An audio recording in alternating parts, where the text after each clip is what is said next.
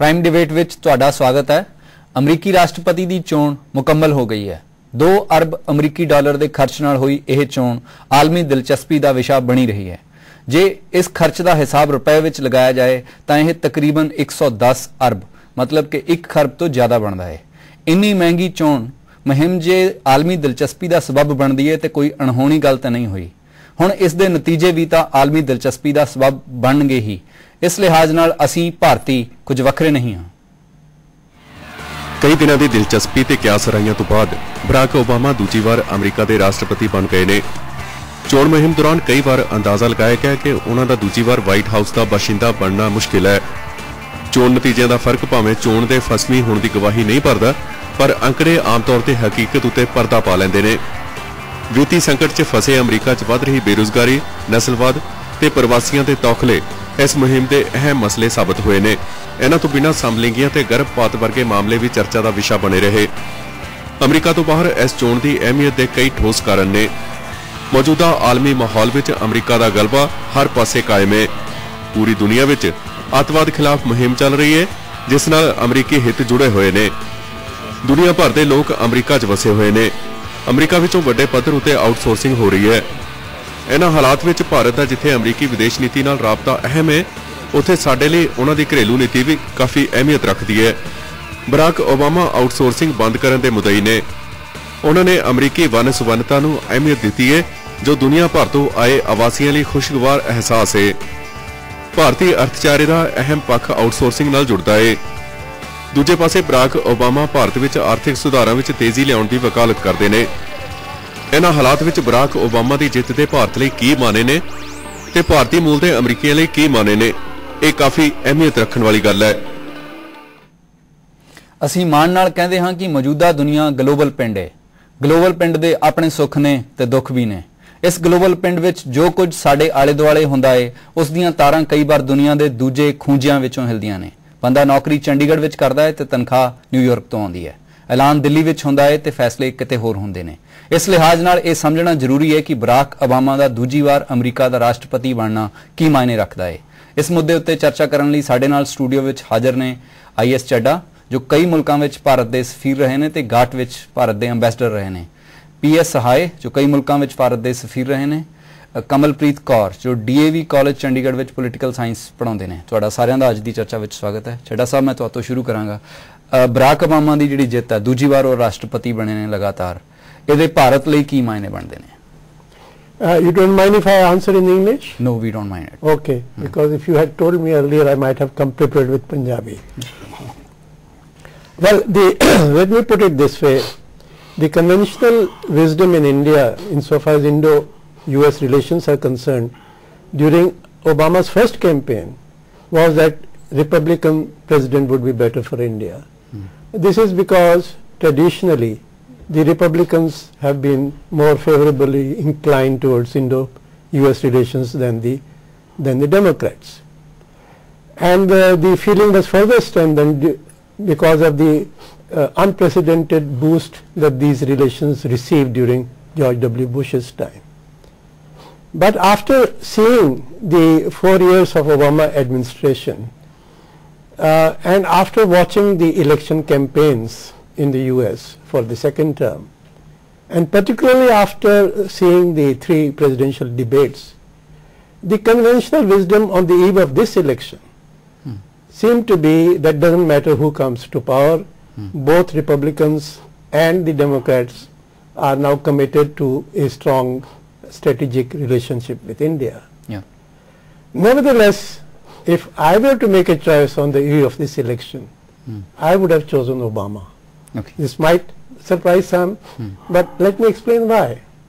This is because we have 4 years of experience with Obama. We have seen his policies move in the right direction despite the misgivings we had when he started. Yeah. We had deep misgivings because of his pronouncements during the first election campaign, both with regard to terrorism, security, nuclear deal, on all these issues. We were apprehensive that he might even reverse some of the George Bush policies. That did not happen. He gradually, as he went along, he realized that the policy of having a strong relationship in India was the right policy, and he moved it forward. So we have that experience, but as far as Romney is concerned, well, he has made vague noises about strengthening relations with India, but he is by and large an unknown commodity, and moreover he lacks experience in foreign policy. ਪਰ ਇਹ ਗੱਲ ਤਾਂ 4 ਸਾਲ ਪਹਿਲਾਂ Obama ਬਾਰੇ ਵੀ ਆਪਾਂ ਕਹਿ ਸਕਦੇ ਸੀ, ਜਿਹੜੀ ਗੱਲ ਅੱਜ ਰੋਮਨੀ ਬਾਰੇ ਕਹਿੰਦੇ ਆ। ਐਸਾ ਮੈਂ ਪੁੱਛਣਾ ਚਾਹਾਂਗਾ ਕਿ ਇੱਕ ਤਾਂ ਫੋਰਨ ਪਾਲਿਸੀ ਦਾ ਮਸਲਾ ਹੈਗਾ ਕਿ foreign policy by and large ਉਹਨਾਂ ਦੀ ਸੇਮ ਰਹੇਗੀ, ਚਾਹੇ ਉਹ ਰਿਪਬਲਿਕਨ ਹੋਣ ਚਾਹੇ ਡੈਮੋਕ੍ਰੇਟਸ ਹੋਣ, ਕਿਉਂਕਿ ਹੁਣ ਇਸ ਗੱਲ ਦੇ ਉੱਤੇ ਤਕਰੀਬਨ ਸਾਰੀ ਦੁਨੀਆ ਨੂੰ ਲੱਗ ਰਿਹਾ ਕਿ ਵੀ ਉਹ ਇੱਕੋ ਜਿਹੀ ਰਹਿਣੀ ਆ। ਭਾਰਤ ਦਾ ਸਿਰਫ ਉਹਨਾਂ ਦੀ ਫੋਰਨ ਪਾਲਿਸੀ ਨਾਲ ਨਹੀਂ ਰਾਬਤਾ ਹੈਗਾ, ਇਹ ਤੋਂ ਬਿਨਾਂ ਜਿਹੜੀ ਉਹਨਾਂ ਦੀ ਲੋਕਲ ਪਾਲਿਸੀ ਉਹਦੇ ਵਿੱਚ ਵੀ ਕਈ ਸਾਡੇ ਮਸਲੇ ਜੁੜੇ ਹੋਏ ਨੇ, ਜਿਵੇਂ ਸਾਡੇ ਇਮੀਗ੍ਰੈਂਟਸ ਨੇ ਉੱਥੇ ਆਊਟਸੋਰਸਿੰਗ ਦਾ ਮਸਲਾ ਹੈ। ਇਹਨਾਂ ਮਸਲਿਆਂ ਦੇ ਉੱਤੇ ਕਿਸ ਕਿਸਮ ਦਾ ਅਸਰ ਹੋ ਸਕਦਾ? ਜੀ ਪਹਿਲੇ ਤੇ ਮੈਂ ਚੱਡਾ ਸਾਹਿਬ ਨਾਲ ਸਹਿਮਤ ਹਾਂ ਕਿ ਇੰਡੀਆ ਤੇ ਯੂਨਾਈਟਿਡ ਸਟੇਟ ਦਾ ਰਿਲੇਸ਼ਨਸ਼ਿਪ ਟ੍ਰੈਡੀਸ਼ਨਲ ਕਨਸੈਪਟ ਤੋਂ ਨਾਨ ਟ੍ਰੈਡੀਸ਼ਨਲ ਕਨਸੈਪਟ ਵਿੱਚ ਆ ਗਿਆ ਜੀ। ਹੁਣ ਅਸੀਂ ਮੰਨਦੇ ਹਾਂ ਕਿ ਭਾਵੇਂ ਰਿਪਬਲਿਕਨ ਆਏ ਭਾਵੇਂ ਡੈਮੋਕ੍ਰੇਟ ਆਏ, ਸਾਡਾ ਰਿਲੇਸ਼ਨਸ਼ਿਪ ਦੀ ਮੈਚੁਰਿਟੀ ਹੋ ਗਈ ਹੈ ਤਾਂ ਉਹਦੇ ਕੋਈ ਫਰਕ ਨਹੀਂ ਹੈਗਾ ਜੀ। ਬਟ ਫਿਰ ਵੀ ਸਾਨੂੰ ਸ਼ੁਭਾ ਹੋ ਜਾਂਦਾ, ਅਸੀਂ ਕੁਐਸਚਨ ਪੁੱਛਦੇ ਹਾਂ ਕਿ ਵਿਦਰ ਰਿਲੇਸ਼ਨ ਇਨਫੈਕਟ ਐਸੀ ਡਿਬੇਟ ਕਿਉਂ ਕਰ ਰਹੇ ਹਾਂ? ਇਹਦਾ ਮਤਲਬ ਕਿ ਹਾਲੇ ਵੀ ਸਾਨੂੰ ਸ਼ੁਭਾ ਹੈਗਾ ਕਿ ਇਹ ਠੀਕ ਰਸਤੇ ਤੇ ਨਹੀਂ ਚੱਲ ਰਿਹਾ ਜੀ। ਚੱਡਾ ਜੀ ਨੇ ਕਿਹਾ ਕਿ ਜਿਸ ਤਰ੍ਹਾਂ ਇਹਨੂੰ ਜੇ ਆਪਾਂ ਇਦਾਂ ਸਮਝਿਆ ਕਿ ਵੀ ਜਦੋਂ ਸਾਡਾ ਉਹਨਾਂ ਨਾਲ ਰਿਲੇਸ਼ਨ ਗਰੋ ਹੋਇਆ ਤੇ ਉਹਦੇ ਬਹੁਤ ਸਾਰੇ ਪੱਖ ਗਰੋ ਹੋਏ ਨੇ, ਖਾਸ ਤੌਰ ਦੇ ਉੱਤੇ ਜਦੋਂ ਉਹਨਾਂ ਨਾਲ ਸਾਡਾ ਇੱਕ ਤਾਂ ਫੋਰਨ ਪਾਲਿਸੀ ਦੇ ਮਾਮਲੇ ਦੇ ਉੱਤੇ ਦੂਜੇ ਮੁਲਕਾਂ ਦੇ ਵਿੱਚ ਕੀ ਹੋਣਾ ਚਾਹੀਦਾ ਉਹਨਾਂ ਤੇ ਸਾਡੀ ਸਹਿਮਤੀ, ਵੱਖਰੇ ਯੂਨਾਈਟਿਡ ਨੇਸ਼ਨਸ ਦੇ ਵਿੱਚ ਜਿਹੜੇ ਮਤਿਆਂ ਦੇ ਉੱਤੇ ਸਾਡੀ ਪ੍ਰਵਾਨਗੀ ਅਹਿਮ ਹੋ ਗਈ ਹੈ। ਪਰ ਜਿਹੜੇ ਹੋਰ ਮਸਲੇ ਨੇ ਜਿੱਥੇ ਸਾਡਾ ਆਰਥਿਕ ਉਹਨਾਂ ਨਾਲ ਜਿਹੜਾ ਤਾਲਮੇਲ ਵਧਿਆ ਉਹਦੇ ਨਾਲ ਆਊਟਸੋਰਸਿੰਗ ਦਾ ਮਸਲਾ ਬਣਿਆ। ਪਿਛਲੇ ਦਿਨਾਂ ਦੇ ਵਿੱਚ ਜਿਹੜੀ ਬਹੁਤ ਕੰਪਲੈਕਸਿਟੀ ਉੱਥੇ ਆਈ ਹੈ ਕਿ ਵੀ ਉੱਥੇ ਦੇ ਜਿਹੜੇ ਇਮੀਗ੍ਰੈਂਟਸ ਨੇ ਉਹਨਾਂ ਦੇ ਜਿਹੜੇ ਐਪਰੀਹੈਂਸ਼ਨਸ ਨੇ ਉਹ ਵੀ ਐਡਰੈਸ ਹੋਣ, ਇਹ ਵੀ ਸਾਡੇ ਜਿਹੜੇ ਦਵੱਲੇ ਰਿਸ਼ਤਿਆਂ ਦਾ ਹਿੱਸਾ। ਮੈਂ ਉਸ ਕੁਐਸਚਨ ਤੇ ਆ ਰਿਹਾ ਸੀਗਾ ਹਾਂਜੀ। ਤੇ ਪਹਿਲਾਂ ਮੈਂ ਕਹਿ ਜਾਂਦਾ ਸੀ ਕਿ ਫੋਰਨ ਪਾਲਿਸੀ ਦੇ ਵਿੱਚ ਵੀ ਡਿਬੇਟ ਦੇ ਵਿੱਚ ਹਿੰਦੁਸਤਾਨ ਨੇ ਬਾਰੇ ਕੁਝ ਨਹੀਂ ਕਿਹਾ, ਉਹ ਇਸ ਗੱਲ ਦੀ ਖੁਸ਼ੀ ਹੈ ਕਿਉਂਕਿ ਕੋਈ ਪ੍ਰੋਬਲਮ ਨਹੀਂ ਹੈਗਾ। ਜੇ ਪ੍ਰੋਬਲਮ ਹੁੰਦਾ ਜਿਹੜੇ ਕੰਟਰੀ ਦਾ ਨਾਮ ਹਮੇਸ਼ਾ ਪੁੱਛਿਆ। ਹੁਣ ਤੁਹਾਡੇ ਜਿਹੜੇ ਖਾਸ ਕੁਐਸਚਨ ਪੁੱਛੇ, 2 ਕੁਐਸਚਨ ਤੁਸੀਂ ਪੁੱਛੇ ਨੇ, ਇੱਕ ਤੇ ਸਾਰਾ ਰਿਲੇਸ਼ਨ ਬਹੁਤ ਵੱਧ ਗਿਆ, ਬਹੁਤ ਪਹਿਲੂਆਂ ਚਲਾ ਗਿਆ, ਤੇ ਖਾਸ ਦੂਜਾ ਇਕਨੋਮਿਕ ਰਿਲੇਸ਼ਨ ਕੀ ਹੈਗਾ ਤੇ ਉਹਦਾ ਇੰਪੈਕਟ ਕੀ ਹੈਗਾ, ਤੇ ਦੂਜਾ ਇਮੀਗ੍ਰੇਸ਼ਨ ਦਾ ਕੀ ਹੈਗਾ। ਅੱਛਾ, ਇਹ ਇਮੀਗ੍ਰੇਸ਼ਨ ਦਾ ਦੇਖੀਏ ਤੇ ਓਬਾਮਾ ਸਾਹਿਬ ਦੀ ਪਾਲਿਸੀ ਰੋਮਨੀ ਸਾਹਿਬ ਨਾਲੋਂ ਬੈਟਰ ਹੈਗੀ ਜੀ। ਰੋਮਨੀ ਸਾਹਿਬ ਤੇ ਕਹਿੰਦੇ ਸੀ ਕਿ ਅਸੀਂ ਪਕੜ ਲਾਂਗੇ ਜਿਹੜੇ ਇਲੀਗਲ ਮਾਈਗ੍ਰੈਂਟ ਹੈਗੇ ਨੇ ਉਹਨਾਂ ਨੂੰ ਭੇਜ ਦਿਆਂਗੇ ਵਾਪਸ। ਅੱਛਾ, ਓਬਾਮਾ ਸਾਹਿਬ ਦੀ ਹੈਗਾ ਕਿ ਆਊਟਸੋਰਸਿੰਗ ਦੇ ਉਹਨਾਂ ਦਾ ਵਿਚਾਰ ਠੀਕ ਨਹੀਂ ਹੈਗੇ ਸਾਡੇ ਵੱਲੋਂ, ਤੇ ਉਹ ਐਸ ਕਰਕੇ ਕਿਉਂਕਿ ਉਹ ਕਹਿੰਦੇ ਕਿ ਜੌਬ ਚਲੇ ਜਾਂਦੀਆਂ, ਉਹ ਜੌਬ ਕ੍ਰੀਏਟ ਕਰਨੀਆਂ। ਬਟ ਇਮੀਗ੍ਰੇਸ਼ਨ ਪਾਲਿਸੀ ਆਪਣੀ ਵੀ ਬੜੀ ਮੁਸ਼ਕਲ ਹੈਗੀ ਉੱਥੇ। ਇੱਕ ਪਾਸੇ ਓਬਾਮਾ ਸਾਹਿਬ ਕਹਿੰਦੇ ਨੇ ਕਿ ਜੌਬ ਕ੍ਰੀਏਟ ਕਰਨੀਆਂ, ਦੂਜੇ ਪਾਸੇ ਓਬਾਮਾ ਸਾਹਿਬ ਨੇ, ਮੈਂ ਉੱਥੇ USA ਸੀਗਾ ਸੀ ਅਗਸਤ ਵਿੱਚ, ਉਹਨਾਂ ਨੇ ਇੱਕ ਐਕਟ ਪਾਸ ਕੀਤਾ ਸੀ, ਉਹਨੂੰ ਡ੍ਰੀਮ ਐਕਟ ਕਹਿੰਦੇ ਨੇ ਜੀ। ਉਹਦੇ ਮੁਤਾਬਿਕ ਉਹਨਾਂ ਨੇ ਕਿਹਾ ਕਿ ਜਿਹੜੇ ਲੋਕ ਇਲੀਗਲ ਆਏ ਨੇ ਬੱਚੇ ਸੀਗੇ ਉਹਨਾਂ ਨੂੰ ਰੈਗੂਲਰਾਈਜ਼ ਕਰ ਦਿਆਂਗੇ ਜੀ। ਓਬਾਮਾ ਸਾਹਿਬ ਨੇ ਆਪਣੀ ਸਟੇਟਮੈਂਟ ਜਿਹੜੀ ਕੀਤੀ ਹੈ ਇੱਥੇ ਉਹਨੂੰ ਵੀ ਕਿਹਾ ਕਿ ਜਿਹੜੀ ਹੁਣ ਐਕਸੈਪਟੈਂਸ ਸਪੀਚ ਕਹੀ ਸੀਗੀ ਉਹਦੇ ਇੱਕ ਪੁਆਇੰਟ ਉਹਨਾਂ ਨੇ ਕਿਹਾ ਸੀਗਾ ਕਿ ਅਸੀਂ ਅਮਰੀਕਾ ਨੂੰ ਡ੍ਰੀਮ ਵਾਸਤੇ ਲੋਕਾਂ ਵਾਸਤੇ ਬਣਾਉਂਦੇ ਹਾਂ।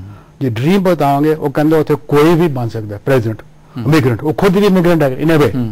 ਅਸੀਂ ਇਸ ਵਾਰ ਵੀ ਆਪਣੀ ਜਿੱਤਣ ਤੋਂ ਬਾਅਦ ਉਹਨਾਂ ਨੇ ਜਿਹੜਾ ਐਲਾਨ ਆ ਉਹਦੇ ਵਿੱਚ ਇਹ ਕਿਹਾ ਕਿ ਹਿਸਪੈਨਿਕ ਹੋਵੇ ਕੋਈ ਉਹ ਮੈਂ ਕਿਹਾ, ਤੇ ਉਹ ਦੇਖੋ ਨਾ, ਉਹ ਦੇਖੋ ਕਈ ਚੀਜ਼ਾਂ ਤੋਂ ਇਲੈਕਸ਼ਨ ਹੋਏ ਕਹਿੰਦੇ ਨੇ।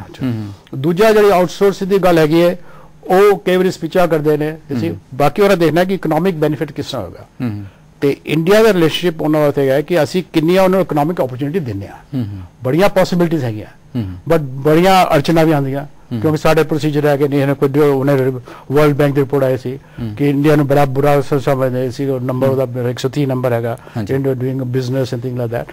ਸੋ ਉਹ ਆਪਣੇ ਪ੍ਰੋਬਲਮ ਹੈਗੇ ਬਟ ਉਹਦਾ ਮਤਲਬ ਨਹੀਂ ਹੈ ਕਿ ਬਾਕੀ ਮੁਲਕਾਂ ਵਿੱਚ ਉਹੀ ਪ੍ਰੋਬਲਮ ਹੈਗੇ। ਇਸ ਨੁਕਤੇ ਤੇ ਆਪਾਂ ਬਿਲਕੁਲ ਆਵਾਂਗੇ ਕਿਉਂਕਿ ਬਰਾਕ ਓਬਾਮਾ ਬਾਰ-ਬਾਰ ਇਹ ਕਹਿੰਦੇ ਰਹੇ ਨੇ ਕਿ ਇੰਡੀਆ ਨੂੰ ਜਿਹੜੇ ਇਕਨੋਮਿਕ ਰਿਫਾਰਮਸ ਨੇ ਉਹ ਤੇਜ਼ੀ ਨਾਲ ਕਰਨਾ ਚਾਹੁੰਦੇ ਨੇ। ਮੈਂ ਇੱਕ ਵਾਰ ਕਮਲਪ੍ਰੀਤ ਜਿਹੜੀ ਗੱਲ ਹੈ ਕਿ ਵੀ ਜਿਹੜੀ ਚੋਣ ਮੁਹਿੰਮ ਹੈ ਏਡੀ ਦੁਨੀਆ ਦੀ ਸਾਰਿਆਂ ਨਾਲੋਂ ਮਹਿੰਗੀ ਚੋਣ ਮੁਹਿੰਮ ਜਿਹਦੇ ਵਿੱਚ ਸਾਰਾ ਕੁਝ ਪਰਫਾਰਮ ਕੀਤਾ ਜਾ ਰਿਹਾ, ਉਹ ਤੋਂ ਬਾਅਦ ਜਿਹੜਾ ਅਸੀਂ ਰੈਗੂਲਰ ਟਾਈਮ ਦੇ ਵਿੱਚ ਆ ਜਾਂਦੇ ਹਾਂ ਜਦੋਂ ਅਸੀਂ ਵੈਨ ਵੀ ਮੀਨ ਬਿਜ਼ਨਸ, ਤੁਹਾਨੂੰ ਕੀ ਲੱਗਦਾ ਕਿ ਵੀ ਜਿਹੜਾ ਇਹ ਜਿੱਤ ਹੈ ਬਰਾਕ ਓਬਾਮਾ ਦੀ ਉਹ ਭਾਰਤ ਲਈ ਕੀ ਮਾਇਨੇ ਰੱਖਦੀ ਹੈ? See, as everybody's been saying that in the last tenure we started with a lot of misgivings. Ki Obama ne aande saar kaha si that he told the American children start studying, the Indians and Chinese are coming. So we started off with a lot of apprehension. Kafi tension ho gayi si ki he is more inclined or he is against India. But by and by Obama proved that India cannot be ignored, and then we can't ignore the ground reality that in South Asia they need somebody to counter China. So they see a market also in India. We are going according to economic reforms. Yes, saadi tensions hagiyan Iran de naal jo asi we are taking importing petrol from them, but only 16% to 10% asi thoda bahut asi ta kaha ki we are not ready to compromise and will not take anybody's dictate over it. ਕਿਉਂਕਿ ਇਹਨਾਂ ਮੁੱਦਿਆਂ ਦੇ ਉੱਤੇ ਤੇ ਆਉਣ ਵਾਲੇ ਦਿਨਾਂ ਦੇ ਵਿੱਚ ਹੋਰ ਸੰਜੀਦਾ ਢੰਗ ਨਾਲ ਗੱਲਬਾਤ ਹੋਣੀ ਹੈ. And US says that Iran is even a more danger than Israel for the peace of that area, but ਅਸੀਂ ਸਭ ਤੋਂ ਜ਼ਿਆਦਾ ਈਰਾਨ ਨੂੰ ਪਿੱਛੇ ਨਹੀਂ ਕਰ ਪਾ ਰਹੇ because ਸਾਡੀ ਆਪਣੀ necessities ਹੈ. Now ਜਿਹੜਾ ਇਹ election ਸਾਡਾ ਉਹਨਾਂ ਨਾਲ ਇੱਕ ਰਵਾਇਤੀ ਰਿਸ਼ਤਾ ਵੀ ਹੈ. ਹਾਂਜੀ, and ਇੱਕ ਜਿਹੜੀ campaign ਹੋਈ ਹੈ ਇੰਡੀਆ ਵਿੱਚ ਵੀ ਜਦ elections ਹੁੰਦੀ ਹੈ, it's a lot of promises, it's a lot of show, but when we come down to ground realities after the elections, then many things have to be thought over. So Obama knows that India needs America and America needs India, right? ਜਿਹੜੀ ਸਾਨੂੰ ਜਿਹੜੀ ਅੱਛੀ ਗੱਲ ਲੱਗ ਰਹੀ ਹੈ ਉਹ ਹੈ ਕਿ ਪਿਛਲੀ ਵਾਰ ਓਬਾਮਾ ਨੇ ਇੰਡੀਆ ਪਾਕਿਸਤਾਨ ਦੇ ਵਿੱਚ ਇੰਟਰਫੇਰੈਂਸ ਨਹੀਂ ਕੀਤੀ. You know, we were very apprehensive because Pakistan has ਜਿਸ ਤਰੀਕੇ ਨਾਲ ਜਿਹੜੇ ਅਮਰੀਕਾ ਦੇ ਰਾਸ਼ਟਰਪਤੀ ਹਮੇਸ਼ਾ ਕਸ਼ਮੀਰ ਦੇ ਮਾਮਲੇ 'ਚ ਦਖਲਅੰਦਾਜ਼ੀ ਕਰਦੇ ਰਹੇ ਨੇ, he refused to interfere there.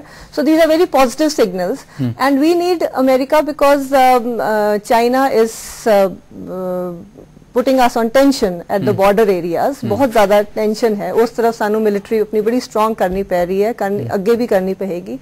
So to counter China, they need us, we need them. So it is a very give and take situation, and as we are just saying that we are living in a very dynamic world where we all need each other. Global village ਤੁਸੀਂ word use ਤੁਸੀਂ ਸਾਰੀ ਗੱਲ ਕਰ ਰਹੇ ਹੋ ਉਹਦੇ ਵਿੱਚ ਇਹ ਲੱਗ ਰਿਹਾ ਕਿ ਵੀ ਸਾਨੂੰ ਇੱਕ ਦੂਜੇ ਦੀ ਜਿਹੜੀ ਜ਼ਰੂਰਤ ਹੈ ਉਹ ਮਜਬੂਰੀਆਂ ਕਰਕੇ ਆ, ਜ਼ਰੂਰਤਾਂ ਕਰਕੇ ਨਹੀਂ ਆ. ਮੈਂ ਗਲੋਬਲ ਵਿਲੇਜ ਕਿਉਂਕਿ ਗਲੋਬਲ ਵਿਲੇਜ ਵੇਲਾ ਹੋ ਗਿਆ ਇੱਕ ਛੋਟੇ ਜਿਹੇ ਬ੍ਰੇਕ ਦਾ. ਬ੍ਰੇਕ ਤੋਂ ਬਾਅਦ ਇਹ ਚਰਚਾ ਅੱਗੇ ਚੱਲੇਗੀ.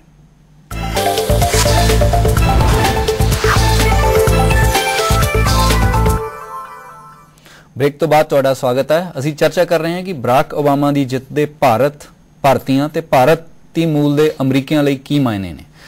ਚੱਡਾ ਸਾਹਿਬ, ਜਦੋਂ ਪਿਛਲੀ ਵਾਰ ਬਰਾਕ ਓਬਾਮਾ ਜਿੱਤ ਕੇ ਆਏ ਸੀਗੇ ਉਦੋਂ ਬਹੁਤ ਸਾਰੀ ਜਿਹੜੀ ਗੱਲ ਸੀ ਉਹ ਇਸ ਦੁਆਲੇ ਘੁੰਮਦੀ ਸੀਗੀ ਕਿ ਦੇਖੋ ਅਮਰੀਕਾ ਦੇ ਵਿੱਚ ਜਾ ਕੇ ਬਾਹਰਲੇ ਮੁਲਕ ਤੋਂ ਆ ਕੇ ਬਸ ਕੇ ਤੁਸੀਂ ਉੱਥੇ ਦੇ ਵਸਿੰਦੇ ਬਣ ਕੇ ਦੂਜੀ ਨਸਲ ਦਾ ਹੋਣ ਦੇ ਬਾਵਜੂਦ ਵੀ ਜਿੱਤ ਕੇ ਆ ਸਕਦੇ ਹੋ. ਇਹ ਇੱਕ ਵੱਡੀ ਗੱਲਬਾਤ ਸੀਗੀ ਤੇ ਉਸ ਵੇਲੇ ਜਦੋਂ ਉਹਨਾਂ ਨੇ ਆਊਟਸੋਰਸਿੰਗ ਦੀ ਗੱਲ ਕੀਤੀ ਹੌਲੀ ਹੌਲੀ ਉਹ ਦਬ ਗਈ ਤੇ ਉਸੇ ਦੁਆਲੇ ਘੁੰਮਦੀ ਰਹੀ ਕਿ ਇਸੇ ਹਾਸਲ ਦੇ ਦੁਆਲੇ. ਪਰ ਇਸ ਵਾਰ ਜਦੋਂ ਗੱਲ ਆ ਰਹੀ ਹੈ ਉਹ ਇਹ ਹੈ ਕਿ ਵੀ ਉਹ ਕਿਸ ਕਿਸਮ ਦਾ ਅਮਰੀਕਾ ਬਣਾਉਣਾ ਚਾਹੁੰਦੇ ਨੇ ਤੇ ਕਿਹੜੇ ਮੁੱਦਿਆਂ ਨੂੰ ਤੁਰੰਤ ਐਡਰੈਸ ਕਰਨਾ ਚਾਹੁੰਦੇ, ਜਿਹਦੇ ਵਿੱਚ ਉੱਥੇ ਦੀ ਬੇਰੁਜ਼ਗਾਰੀ ਬਹੁਤ ਵੱਡਾ ਮੁੱਦਾ ਹੈ. ਉਹਨਾਂ ਦੀ ਬੇਰੁਜ਼ਗਾਰੀ ਤੇ ਆਊਟਸੋਰਸਿੰਗ ਇਹ ਬਿਲਕੁਲ ਜੁੜੇ ਹੋਏ ਮੁੱਦੇ ਨੇ ਤੇ ਇਸ ਮੁੱਦੇ ਦੇ ਉੱਤੇ ਹੀ ਆਮ ਤੌਰ ਤੇ ਦੇਖਿਆ ਕਿ ਵੀ ਅਮਰੀਕਾ ਭਾਰਤ ਦੇ ਉੱਤੇ ਪ੍ਰੈਸ਼ਰ ਵੀ ਪਾਉਂਦਾ ਉਸੇ ਗੱਲ ਨਾਲ, ਕਿਉਂਕਿ ਸਾਡੇ ਅਰਥਚਾਰੇ ਦਾ ਵੱਡਾ ਹਿੱਸਾ ਉਹਦੇ ਨਾਲ ਜੁੜਿਆ ਹੈ. ਤੁਹਾਨੂੰ ਕੀ ਲੱਗਦਾ ਕਿ ਆਉਣ ਵਾਲੇ ਦਿਨਾਂ ਦੇ ਵਿੱਚ ਇਸ ਮੁੱਦੇ ਉੱਤੇ ਕੀ ਹੋ ਸਕਦਾ ਹੈ? You are quite right. The major concern of the United States today is unemployment. And as she has rightly said, during the election campaign, you have catch slogans which win you votes, and you tell them, okay, you need more jobs. Look at Romney; he's shipping jobs abroad. You want more jobs?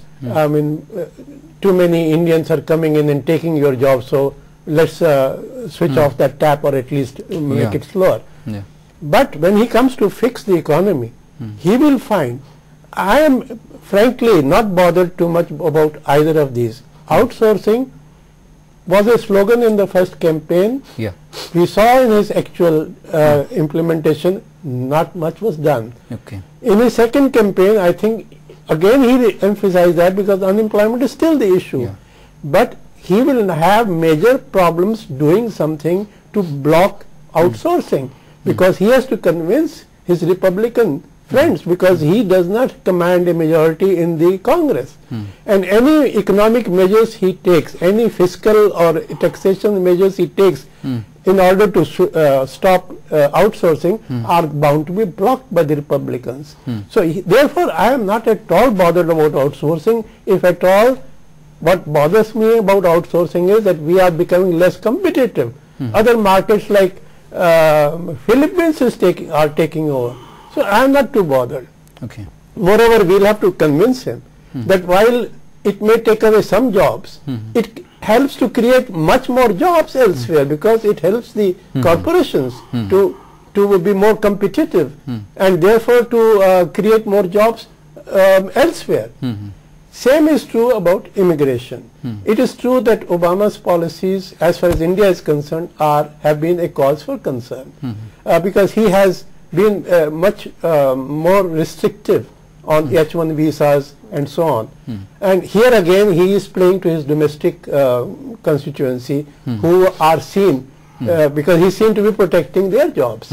But when it comes to implementing these procedures, he will find, and this is a test for our diplomacy, to convince him that getting more Indians into America, because the Indians who are going there are not like those from the southern neighbors. They are not unskilled workers like they come from Mexico and other places.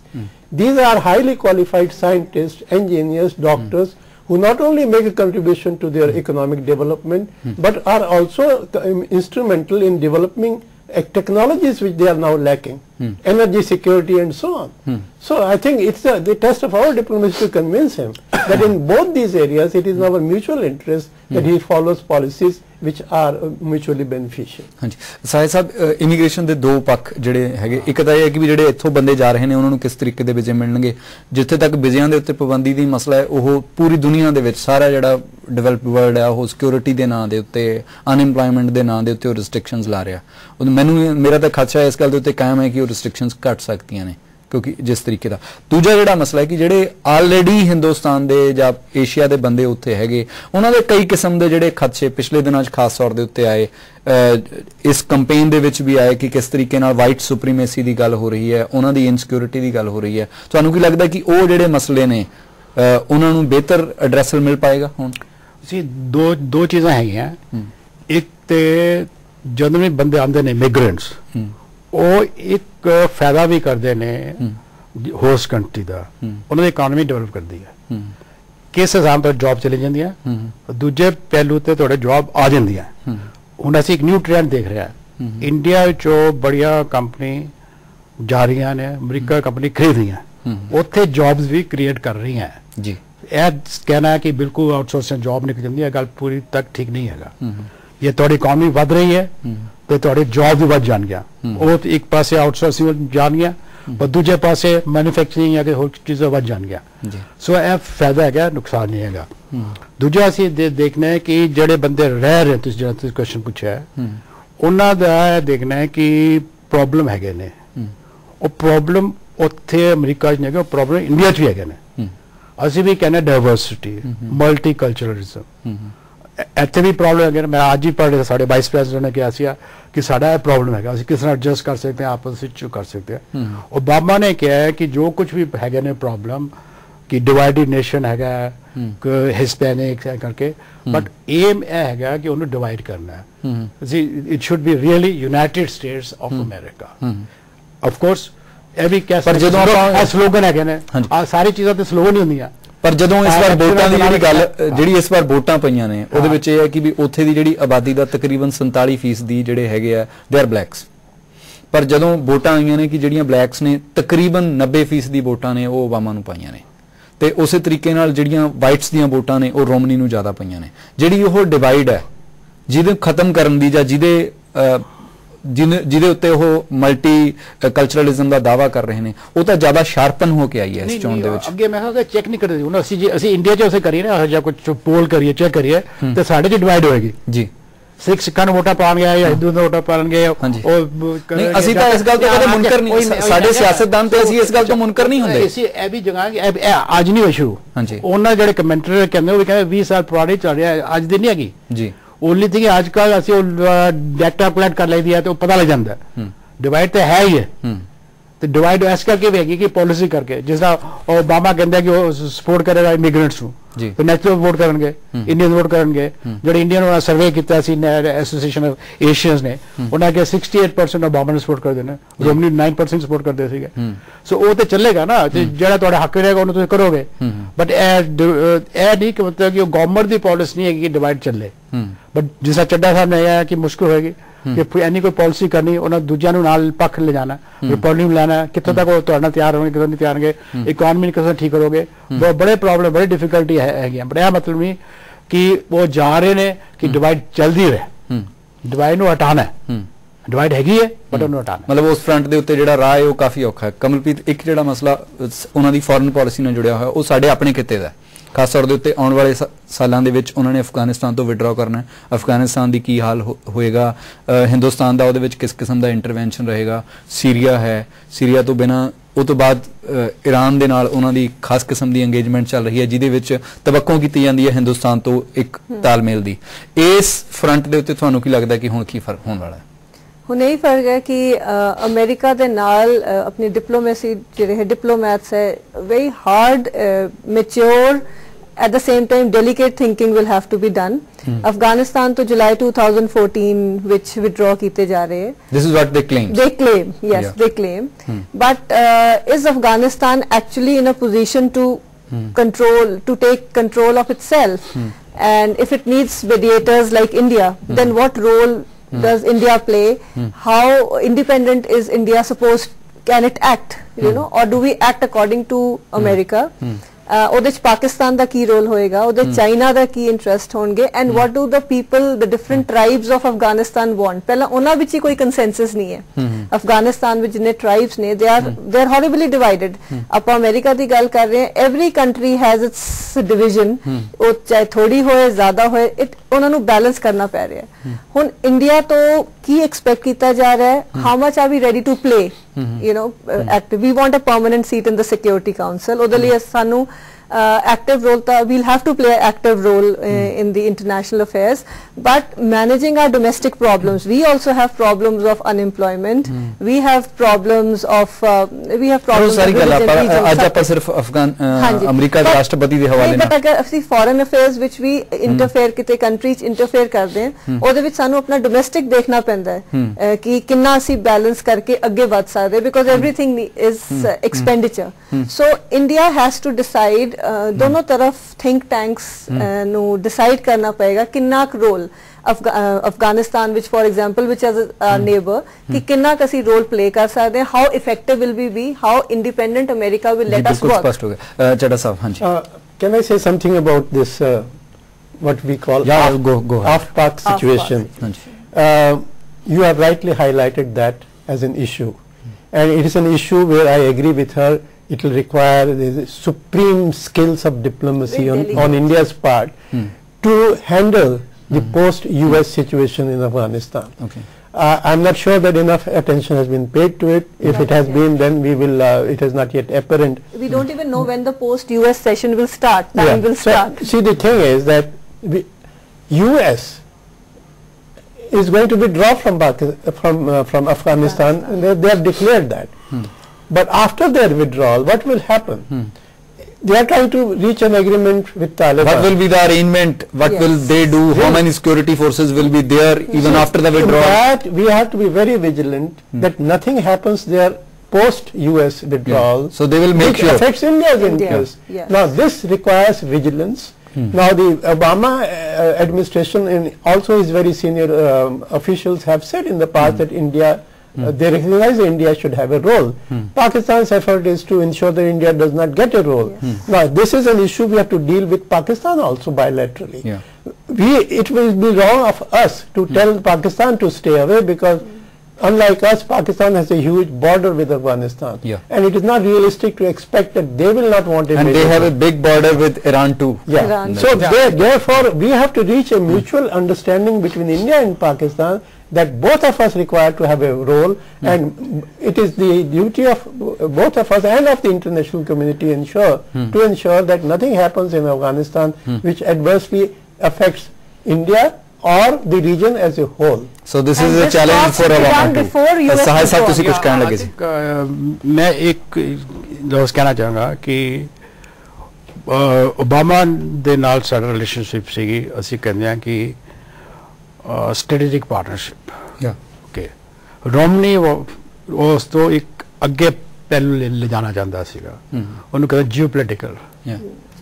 ਹੁਣ ਅਸੀਂ ਇਹ ਦੇਖਣਾ ਹੈ ਕਿ America ਤੇ ਕਹਿੰਦਾ ਆ ਜਾਓ, ਉਹਨਾਂ ਤੇ ਨਿਕਲ ਜਾਣਾ। ਹੁਣ ਅਸੀਂ ਕਿਸ ਹੱਦ ਤੱਕ ਜਾਣਾ ਚਾਹੁੰਦੇ ਹਾਂ, ਕਿਸ ਹੱਦ ਤੱਕ ਅਸੀਂ ਇਹ ਜਿਹੜਾ ਰਿਲੇਸ਼ਨਸ਼ਿਪ ਹੈਗਾ ਯੂਐਸਏ ਨਾਲ ਸਟ੍ਰੈਟੇਜਿਕ ਪਾਰਟਨਰਸ਼ਿਪ ਤੋਂ, ਸੋ ਇਹ ਦੇਖਣਾ ਹੋਏਗਾ ਕਿ ਅਮਰੀਕਾ ਦੇ ਆਉਣ ਨਾਲ ਸਾਡੇ ਕੀ ਨਫਾ ਨੁਕਸਾਨ ਹੋਇਆ ਤੇ ਅਮਰੀਕਾ ਦੇ ਜਾਣ ਨਾਲ ਸਾਡਾ ਕੀ ਨਫਾ ਨੁਕਸਾਨ ਅਗਲੀ ਕਿਹੜੀਆਂ ਜਾ ਸਕਦੇ, ਕਿੱਥੋਂ ਹੱਦ ਜੋ ਸਟ੍ਰੈਟੇਜਿਕ ਕਿੱਥੋਂ ਅਸੀਂ ਤਿਆਰ ਹੈਗੇ। ਮੇਰਾ ਖਿਆਲ ਅਸੀਂ ਤਿਆਰ ਨਹੀਂ ਹੈਗੇ, ਕਿਉਂਕਿ ਜੇ ਅਸੀਂ ਜ਼ਿਆਦਾ ਵੜਾਂਗੇ ਅਫਗਾਨਿਸਤਾਨ ਵਿੱਚ ਸਾਨੂੰ ਸੈਕਰੀਫਾਈਸ ਵੀ ਕਰਨਾ ਪਏਗਾ। ਅਸੀਂ ਕਿਸੋ ਹੱਦ ਤੱਕ ਸੈਕਰੀਫਾਈਸ ਕਰ ਸਕਦੇ ਆ, ਕਿੱਥੋਂ ਹੱਦ ਤੱਕ ਸਾਡੀ ਸੌਫਟ ਪਾਵਰ ਹੈਗੀ ਹੈ, ਕਿੱਥੋਂ ਹੱਦ ਤੱਕ ਸਾਡੀ ਹਾਰਡ ਪਾਵਰ ਹੈਗੀ ਹੈ, ਕਿੱਥੋਂ ਹੱਦ ਤੱਕ ਦੂਜੇ ਜਿਹੜੇ ਇੰਟਰਸਟਿਡ ਕੰਟਰੀਜ਼ ਹੈਗੀਆਂ ਉਹਨਾਂ ਨਾਲ ਜੁੜ ਕੇ। ਤੁਹਾਡੀ ਗੱਲ ਬਿਲਕੁਲ ਸਪਸ਼ਟ ਹੋ ਗਈ। ਹੁਣ ਸਾਡੇ ਕੋਲ ਟਾਈਮ ਘਟ ਗਿਆ। ਮੈਨੂੰ ਲੱਗਦਾ ਕਿ ਵੀ ਬਹੁਤ ਸਾਰੇ ਸਵਾਲ ਓਬਾਮਾ ਦੇ ਆਉਣ ਨਾਲ ਸਾਡੇ ਸਾਹਮਣੇ ਆ ਗਏ ਨੇ, ਜਿਨ੍ਹਾਂ ਦਾ ਜਵਾਬ ਆਉਣ ਵਾਲੇ ਦਿਨਾਂ ਦੇ ਵਿੱਚ ਉਹਨਾਂ ਦੀ ਕਾਮਯਾਬੀ ਤੇ ਨਾਕਾਮਯਾਬੀ ਤੈਅ ਕਰੇਗਾ। ਤੁਸੀਂ ਸਾਡੇ ਨਾਲ ਇਸ ਚਰਚਾ 'ਚ ਸ਼ਾਮਿਲ ਹੋਏ, ਤੁਹਾਡਾ ਬਹੁਤ ਬਹੁਤ ਧੰਨਵਾਦ। ਮੌਜੂਦਾ ਆਲਮੀ ਮਾਹੌਲ ਵਿੱਚ ਕਈ ਮਸਲੇ ਪੇਚੀਦਾ ਨੇ, ਜਿਨ੍ਹਾਂ ਦਾ ਕੋਈ ਸਿੱਧਾ ਜਿਹਾ 2+2=4 ਵਾਲਾ ਹੱਲ ਨਹੀਂ ਹੈ। ਵਿੱਤੀ ਸੰਕਟ ਤੇ ਵੱਧ ਰਹੀ ਬੇਰੁਜ਼ਗਾਰੀ ਵੱਡੀਆਂ ਚੁਣੌਤੀਆਂ ਨੇ। ਬਰਾਕ ਓਬਾਮਾ ਦੇ ਦੂਜੀ ਵਾਰ ਰਾਸ਼ਟਰਪਤੀ ਬਣਨ ਨਾਲ ਕਈ ਸੰਭਾਵਨਾਵਾਂ ਪੈਦਾ ਹੋਈਆਂ ਨੇ ਤੇ ਕੁਝ ਖਦਸ਼ੇ ਵੀ ਸਾਹਮਣੇ ਆਏ ਨੇ। ਬਾਕੀ ਤਾਂ ਨਿਬੇੜਾ ਅਮਲਾ ਨਹੀਂ ਕਰਨਾ ਹੈ ਜੋ ਹਲੇ ਭਵਿੱਖ ਦੇ ਗਰਭ ਵਿੱਚ ਲੁਕੇ ਹੋਏ ਨੇ। ਇਸ ਦੇ ਨਾਲ ਅਸੀਂ ਪ੍ਰਾਈਮ ਖਤਮ ਕਰਦੇ ਹਾਂ। ਨਮਸਕਾਰ, ਸਤਿ ਸ੍ਰੀ ਅਕਾਲ, ਖੁਦਾ ਹਾਫਿਜ਼।